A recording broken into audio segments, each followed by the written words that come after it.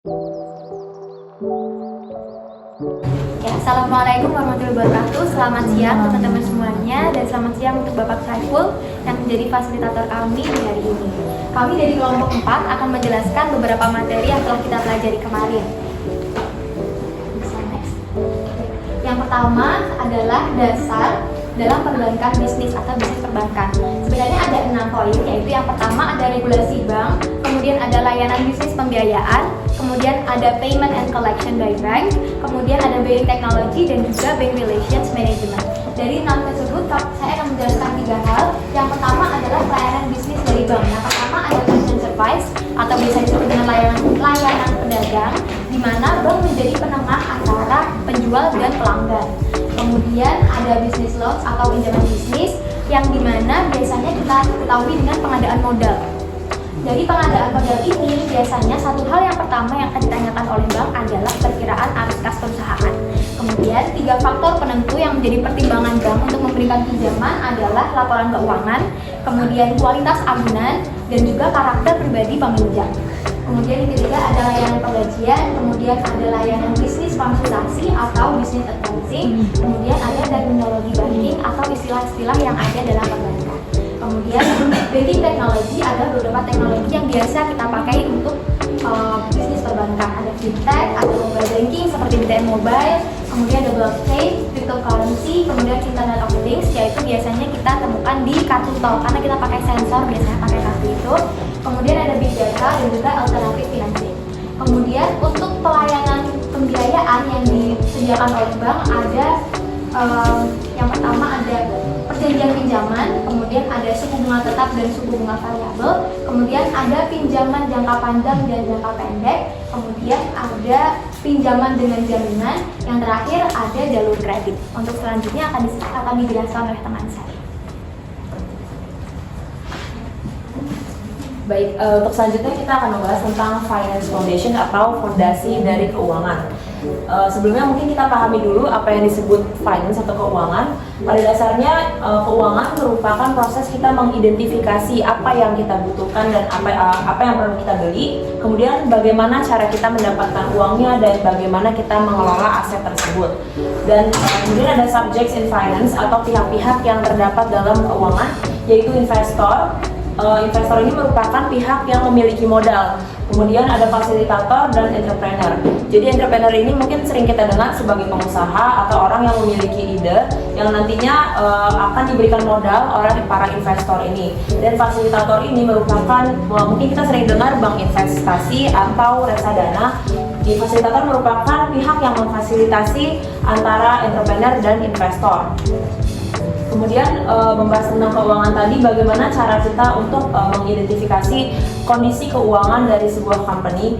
Kita bisa lihat dari laporan keuangannya. Dari laporan keuangan ini ada 3 jenis, yaitu balance sheet, kemudian income statement, dan cash flow statement.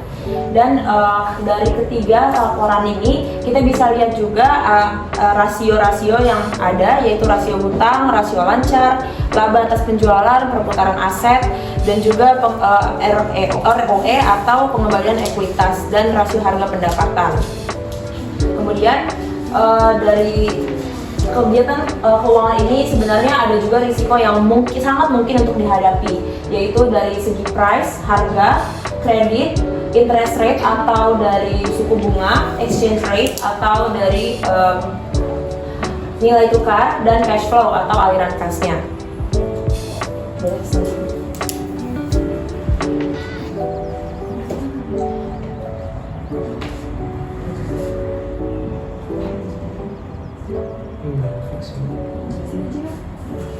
Sebelumnya mohon maaf seperti ada kesalahan teknis dari PPT saya.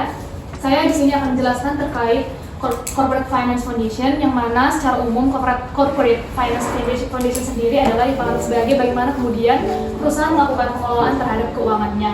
Salah satu bentuk pengelolaan itu adalah dengan long term foundation atau perencanaan keuangan jangka panjang dalam rangka untuk mempertimbangkan efek jangka panjang untuk mencapai tujuan perusahaan, yang mana salah satunya melalui pendanaan jangka panjang. Yang mana dalam pendanaan jangka panjang ini perusahaan kemudian akan menentukan struktur modal atau capital structure-nya, yang mana di mana perusahaan akan memperhitungkan dari mana kemudian perusahaan akan memperoleh sumber dana jangka panjangnya, seperti pada umumnya melalui pinjaman dan investasi.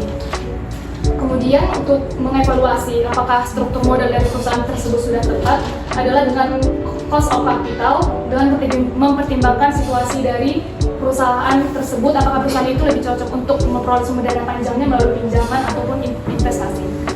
Sekian dari saya, kemudian akan dilanjutkan oleh teman saya. Selanjutnya adalah Foundation of Treasury Management. Di sini saya akan menjelaskan terlebih dahulu siapa saja yang terlibat dalam Treasury Management. Jadi di dalam perusahaan pertama ada CEO. CEO ini merencanakan dan memutuskan segala hal secara general. Kemudian dia punya dua asisten utama, yaitu COO dan CFO. COO ini dia berkaitan dengan operasional perusahaan sehari-hari, jadi setiap harinya. Kemudian CFO ini berkaitan dengan financial, keuangan dari perusahaannya itu. Jadi dia membuat perencanaan, menentukan keuangan perusahaan, dan juga mengawasi semua aspek yang berkaitan dengan laporan keuangan. Nah, CFO ini punya dua asisten yang membantu dalam tugasnya, yaitu yang pertama ada treasurer dan controller. Treasurer ini dia bertugas untuk merencanakan dan menjalankan keuangan perusahaan. Kemudian controller ini bertugas untuk mengawasi segala aspek dari laporan keuangan perusahaan. Kemudian selain ini yang terlibat dalam treasury management, terlibat juga instansi-instansi keuangan seperti bank tradisional, bank investment, dan lain-lain. Kemudian yang pertama adalah short term capital management. Di dalam short term capital management ini kita melakukan pendanaan secara jangka pendek, di mana memperhitungkan cash, utang piutang, inventory, material, dan lain-lain. Kemudian yang kedua adalah debt dan equity markets. Produknya itu, kalau debt itu adalah obligasi atau bonds, dan equity ini produknya adalah saham atau stocks, di mana keduanya ini diperjualbelikan di dalam sekuritas market. Kemudian yang ketiga adalah cash flow forecasting, di mana kita ini menyeimbangkan dan juga meramalkan kondisi cash di masa datang. Jadi kita bisa mengatur kondisi keuangannya di masa datang, dan kita bisa mengatur strateginya agar keuangannya tetap berjalan dengan lancar. Kemudian yang selanjutnya adalah risk management. Segala sesuatu pasti memiliki resiko tersendiri, dan juga di dalam finansial. Jadi di dalam risk management ini kita mengatur strategi bagaimana cara untuk mengurangi resiko tersebut. Kemudian yang selanjutnya adalah capital structure. Di capital structure ini kita menentukan jumlah modal dan menentukan bagaimana komposisi yang tepat di antara modal yang didapatkan dari peminjaman dan juga investment. Sekian dari saya, kemudian akan dilanjutkan oleh teman saya. Ya, perkenalkan, nama saya Raka Arya Utomo. Di sini saya akan menyampaikan materi The Data Science of Economic, Banking, and Finance. Ya, untuk definisinya sendiri itu data science and money adalah perpaduan antara ilmu data atau data science dan keuangan untuk menerapkan teknik dan alat analisis dalam konteks keuangan. Untuk disiplinnya sendiri melibatkan kumpulan pengadaan, analisis, dan interpretasi data untuk mengungkap wawasan berharga dan mendukung pengambilan keputusan keuangan mencakup pengelolaan aset, investasi, dan resiko. Lalu yang kedua itu di sini ada beberapa sumber yang kita bisa dapatkan untuk sumber data science dan money sendiri. Pertama itu ada data internal perusahaan. Banyak perusahaan memiliki data internal yang dihasilkan dari berbagai sumber seperti transaksi penjualan, log aktivitas, dan data operasional. Lalu habis itu ada sumber data publik. Sumber data publik ini bisa dapetin dari data pemerintah, data sosial media, dan data ekonomi dapat dilakukan untuk memperoleh wawasan baru. Lalu yang ketiga itu ada industri keuangan, termasuk perbankan, asuransi, dan lembaga keuangan. Berfungsi untuk menganalisis resiko dan mengidentifikasi tren. Lalu yang keempat itu ada platform perbankan, pasar saham atau kripto dapat digunakan untuk menganalisis agar pengembangan strategi dan pembangunan keputusan dari investasi itu sendiri. Lalu habis itu ada langkah-langkah dari pembuatan keputusan dalam bidang data science. Yang pertama itu ada definisikan tujuan bisnis, lalu yang kedua kumpulkan dan berdasarkan data. Lalu ketiga, kita harus juga mengeksplorasi data, tempat analisis data dan model building, lalu evaluasi dan validasi model, lalu juga ada interpretasi hasil, lalu yang terakhir baru ada implementasi dan pemantauannya. Lalu di sini ada beberapa tools yang bisa kita gunakan dalam data science itu sendiri. Yang pertama itu kita bisa menggunakan Python. Di sini ada bahasa pemrograman digunakan untuk data science seperti analisis data untuk visualisasi data, pemodelan statistik dan machine learning. Lalu yang kedua itu ada Excel, itu alat spreadsheet juga, analisis data keuangan untuk fungsi matematika dan statistik yang dapat digunakan untuk analisis sederhana dan buat table pivotnya. Terus habis itu ada SQL atau Structured Query Language, itu digunakan untuk mengelola dan mengakses database dari data science itu sendiri. Mungkin itu sekian dari kelompok kami. Mohon maaf apabila ada kekurangan. Wassalamualaikum warahmatullahi wabarakatuh. Silakan dinikmati. Ayo Mas William. Saya dari kelompok berarti. Oke. Mau nanya, ada nggak sih upaya-upaya yang bisa dilakukan agar aset dapat dikelola dengan efisien gitu, dengan baik? Izin menjawab ya.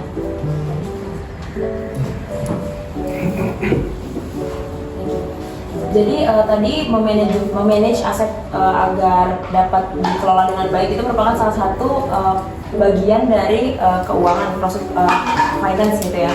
Nah, sebenarnya ada langkah-langkah yang bisa dilakukan agar aset bisa dikelola dengan baik. Yang pertama yaitu dengan budgeting. Kita menyesuaikan budget kita dengan apa yang kita butuhkan atau perlukan. Misalkan kita cuma punya 1 juta, kita perlu kursi. Kita harus menyesuaikan juga kursi yang akan kita beli dan sesuaikan juga jenis yang kita butuhkan gitu. Kita nggak bisa beli kursi, misalkan kita butuh 5 tapi kita hanya punya 1 juta, berarti kita harus menyesuaikan harga kursinya. Kita nggak bisa beli kursi yang lebih mahal dari itu gitu, karena kita butuh 5 misalnya seperti itu. Kemudian selain budgeting ada juga scheduling. Jadi scheduling itu merupakan upaya di mana kita membuat jadwal agar uang yang kita keluarkan itu sesuai dengan ketika kita menerimanya. Misalnya kita memiliki kas yang bisa kita keluarkan di tanggal 5, maka kita baru bisa membeli itu ketika tanggal 5. Jangan sampai sebelumnya, jadi kita tidak punya cash yang bisa kita keluarkan untuk membeli barang yang kita butuhkan itu. Kemudian yang terakhir ada juga controlling atau dalam prosesnya gitu ya. Jadi mungkin kita lebih mengamati, mengontrol ketika proses pembelian itu, ketika aset itu kita miliki atau sedang kita beli gitu. Jadi jangan sampai ada kesalahan ketika melakukan proses tadi budgeting ataupun scheduling. Terima kasih atas pertanyaannya. Saya Novel dari kelompok 5. Kita kan bekerja di dunia perbankan ya. Saya ingin tanyakan itu bagaimana cara menerapkan data science dalam dunia perbankan dan mungkin bisa diberikan contohnya. Oke, saya izin menjawab ya, Saudara Novel. Jadi untuk jawabannya tadi itu kita bisa menggunakan tools yang ada tadi seperti Python, Excel, dan SQL. Kita tentunya bisa memanfaatkan itu.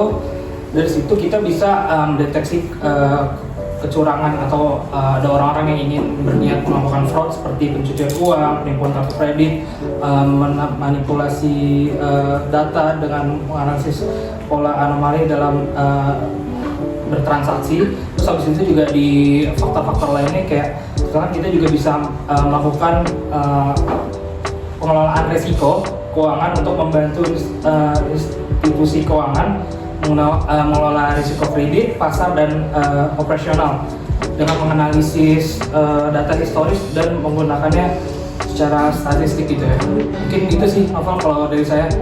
Maaf apabila ada kurang. Ada lagi silakan. Ya. Tadi yang di slide pertama dijelaskan bahwa perkiraan arus kas itu mempengaruhi keputusan bank dalam memberikan pinjaman. Itu kenapa? Terima kasih untuk pertanyaannya. Perkiraan arus kas perusahaan mempengaruhi pertimbangan bank untuk memberikan pinjaman karena Perkiraan arus kas tersebut nanti akan dijadikan dasar oleh bankir maupun pemilik bisnis untuk menentukan kira-kira seberapa banyak modal yang diperlukan dalam masa kritis, misalnya ketika pinjaman modal itu digunakan untuk mendirikan perusahaan. Jadi perkiraan arus kas tadi itu akan memberikan keyakinan kepada bank apakah mereka nanti akan mau memberikan uang atau tidak. Terima kasih. Siapa lagi? Satu lagi. Ya, yang belum. Sama, silakan. Ya kan tadi kan ada di bawah CFO itu ada controller sama treasury ya. Apa sih perbedaan mereka berdua mengingat mereka sama-sama di bawah si finance tersebut? Terima kasih pertanyaannya, saya izin menjawab. Jadi kalau treasurer ini lebih ke mengelola keuangannya. Jadi dia mengatur keuangannya, mengelola keuangannya, membuat plan untuk keuangan ke depan kayak gitu. Kalau controller ini lebih mengawasi keuangannya, kondisi keuangannya. Jadi dia mengawasi setiap aspek dari laporan keuangannya dan juga melihat apakah yang ditulis di dalam laporan keuangan itu benar apa enggak gitu. Oke, cukup ya. Satu kelompok empat penanya aja. Tepuk tangan. Sekian dari kami, saya dari Dinda, Safra, Abdullah, Saya Yola. Syifa. Sekian dari kami, wassalamualaikum warahmatullahi wabarakatuh.